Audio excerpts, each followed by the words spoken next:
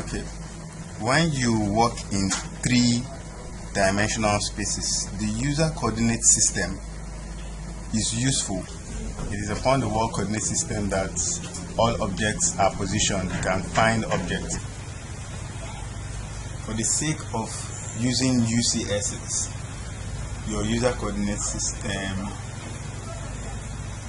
we are going to come to this place under Tools, see New UCS. I will come here and I will choose Origin.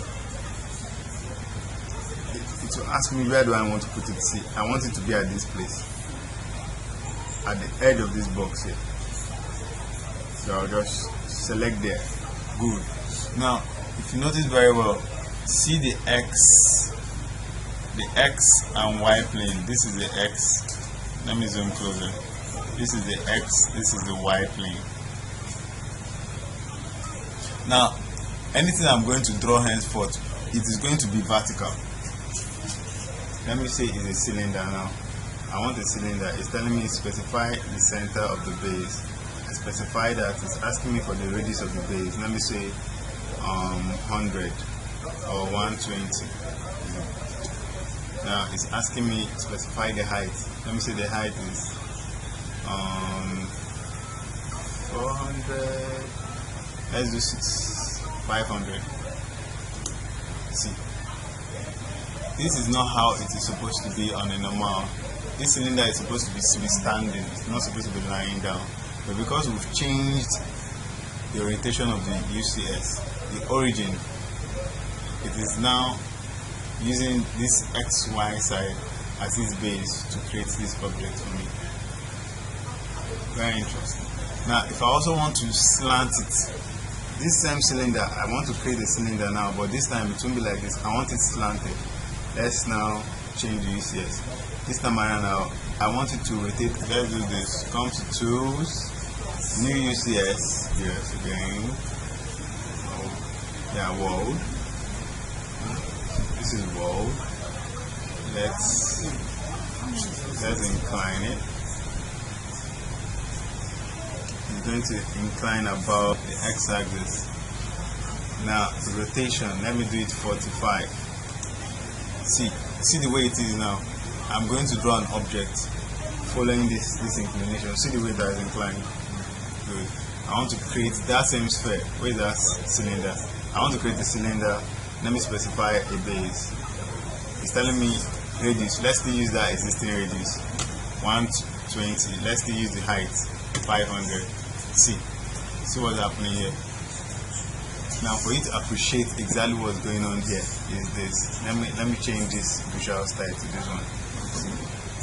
You have a barrel line like horizontally on the floor, while this one is inclined. We put a mat, sort of a planar surface. Let's just call this a floor mat. Choose a planar surface. Let's come in here and put it. See what's happening here. Good. Now I want to put a wedge. Let's create another layer for that. Let me just say let me call the wedge a plastic host.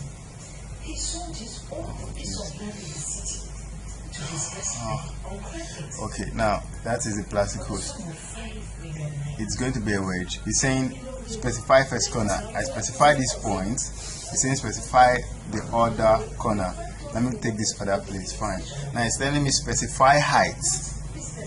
Let's give the height of this wedge, say 3 meters.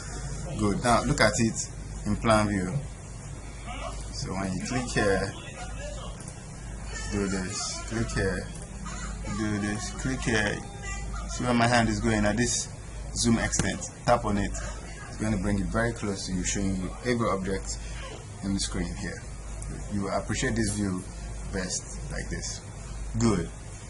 Now, let's say I want to put something on this face, right on this face. What I'll just do is, first of all, I'm going to move this my cursor. Look at what's happening here. This thing, this icon of the world coordinate system. This icon is representing the world coordinate system. Now it is representing the origin of the world coordinate system on screen.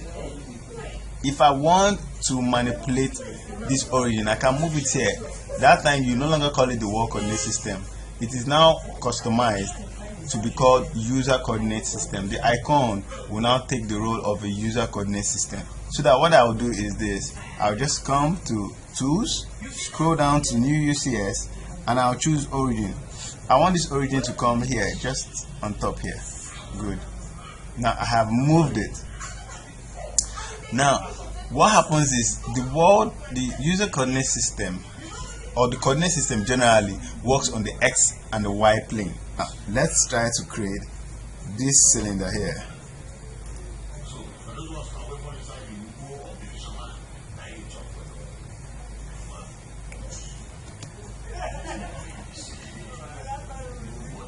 Good. See the surface. Let's still use 1 for that.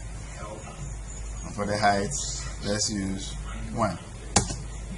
Good. If I repeat that, come here. 1. Use 1. See what's going on here.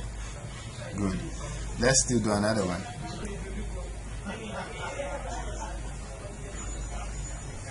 Let's say you specify that point. Good. Now I need to appreciate what is going on here. We've done a cylinder, but from different planes, from a flat plane to an inclined plane.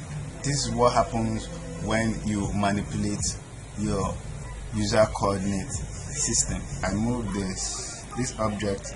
I want it to go a little inside. Yeah, I want it to go a little inside. Yeah, I come to properties, under radius.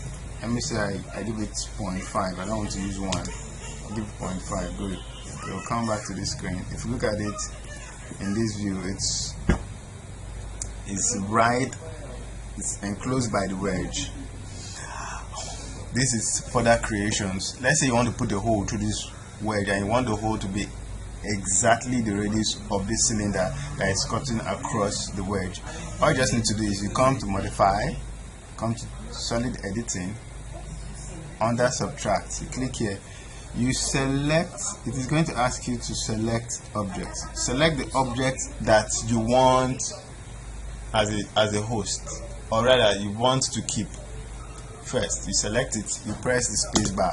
Now you select the object that you want to use this shape to create a hole or whatever space you want inside the host, and click enter. Now look at, we'll have a hole in the wedge. You can work either in plan or in elevation, then you appreciate it more in 3D, because if you're working in the isometric view plane, most times you'll be working at a very different height or level, which might be against the details that you're trying to specify. So it's best for you to work in the plan and the elevation view.